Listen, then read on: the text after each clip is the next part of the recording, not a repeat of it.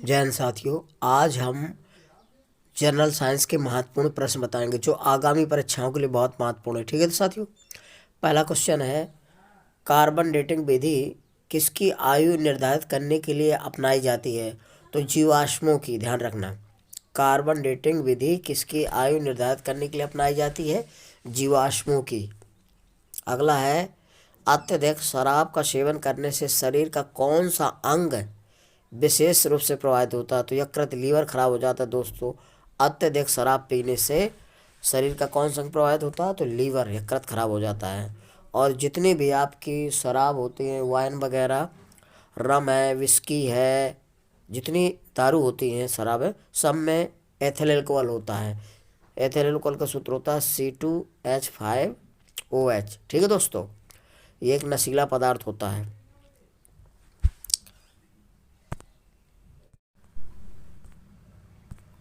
अगला है, शरीर में रक्त बैंक का काम कौन सा अंग करता है? तो ये फार्मेंट, इसको स्प्लीन या प्लिया बोला जाता है। स्प्लीन या प्लिया बोला जाता है, जो रक्त में रक्त बैंक का कार्य करता है। शरीर में रक्त बैंक का कार्य कौन करता है? प्लिया, या इसी को बोला जाता है स्प्लीन। ठीक है दोस्तों, अगला है, हरे पौधों में प्रकाश संश्लेषण की इकाई क्या कहलाती है? तो क्वांटोसोम कहलाती है। हरे पौधों में प्रकाश संश्लेषण की इकाई क्या कहलाती है? क्वांटोसोम कहलाती है। ठीक है दोस्तों, अगला, शरीर में रक्त की सफ़ेद कोशिकाओं का मुख्य कार्य क्या होता है? शरीर को बीमारियों से बचाना। शरीर में रक्त की सफ़ेद कोशिकाओं का मुख्य कार्य क्या होता है? शरीर को बीमारियों से बचाना, रोग प्रतिरोधक क्षमता बनाए रखना, और जो बैक्टीरिया अंदर प्रवेश कर जाते हैं उनको नष्ट करना। ठीक है दोस्तों, अगला है, मछली के हृदय में कितने प्रकोष्ठ होते हैं? तो 2 होते हैं, ध्यान रखना। 2 चैम्बर्ड, ध्यान रखना। मछली के हृदय में कितने प्रकोष्ठ होते हैं? 2।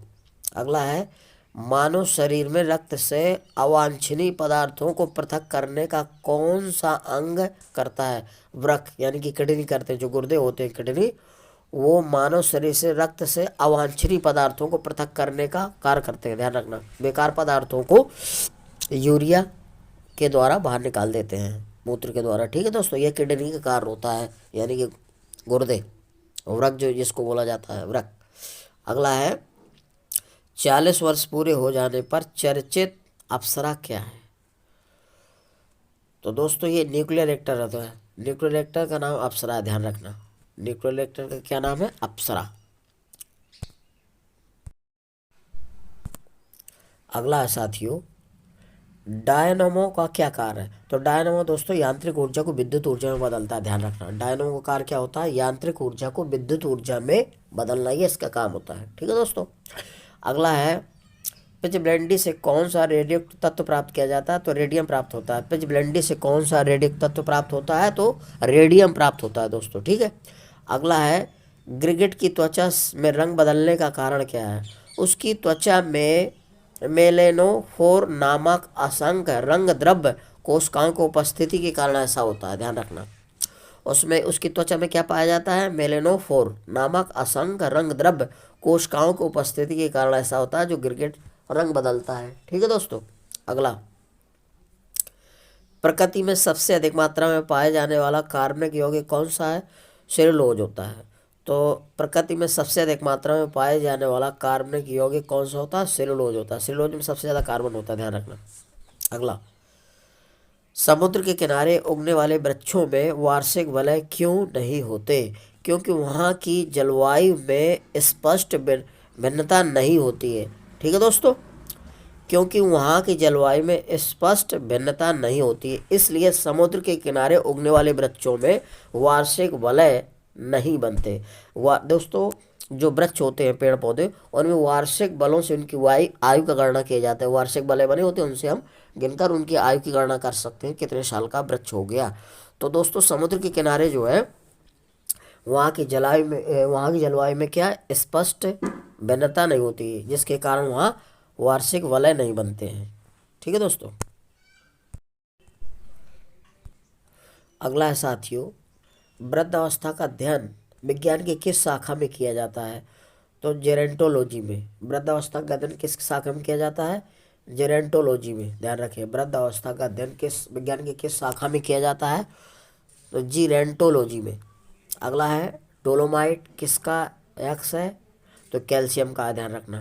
ठीक है दोस्तों।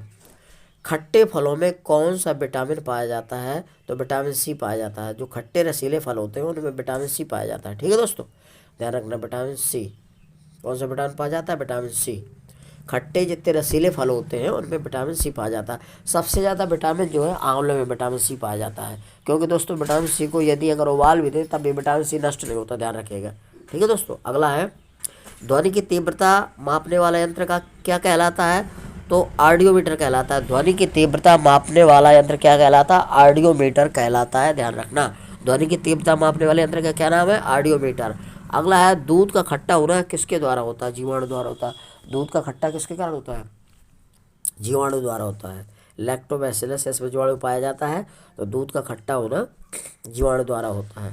ठीक है दोस्तों।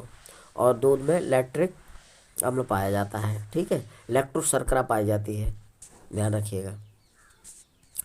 और दूध को मापने के लिए लैक्टोमीटर का उपयोग किया जाता है।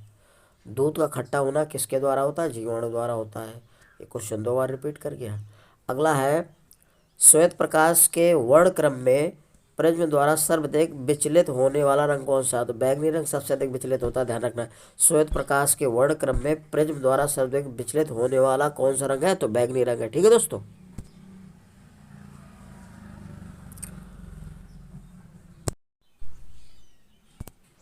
अगला है साथियों, राइफल चलाने पर लगने वाला झटका किसके संरक्षण द्वारा होता है?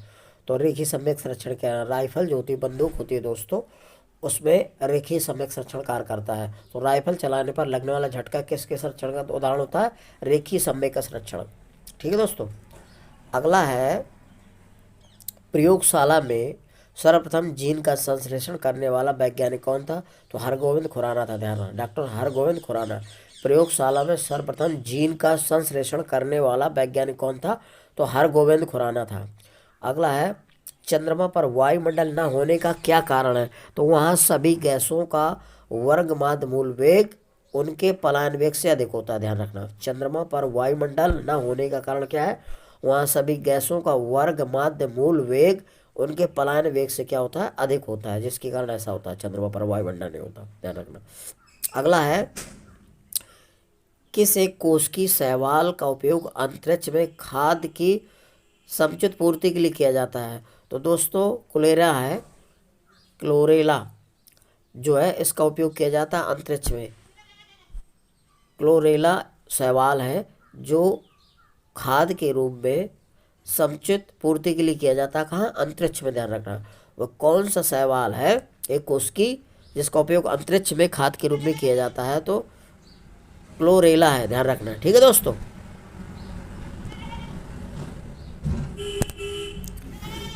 अरे यार, अगला है साथियों, खनिज संरचना की दृष्टि से हीरा क्या होता है? तो ये कार्बन होता है। हीरा क्या होता है? कार्बन होता है। अगला है ग्रह गति का सिद्धांत किसने प्रतिपादित किया था? तो कापलर ने, यानी कि कापलर है। कोपलर लिखा है, कापलर होता है। ठीक है, ग्रह गति का सिद्धांत किसने प्रतिपादित किया था? कॉपलर ने। ठीक है दोस्तों, कॉपलर ने ग्रह गति का सिद्धांत दिया था। अगला है हाइड्रोजन बम किस सिद्धांत पर आधारित है? तो नाभिकीय संलयन पर आधारित है, ध्यान रखना। हाइड्रोजन बम किस सिद्धांत पर आधारित है? नाभिकीय संलयन। इसको अणु बम भी बोला जाता है। और परमाणु बम नाभिकीय विखंडन पर आधारित होता है। ठीक है दोस्तों। अगला है प्रोटॉन की खोज किसने की थी? रदरफोर्ड ने। प्रोटॉन की खोज किसने की थी? रदरफोर्ड ने, ध्यान रखिएगा।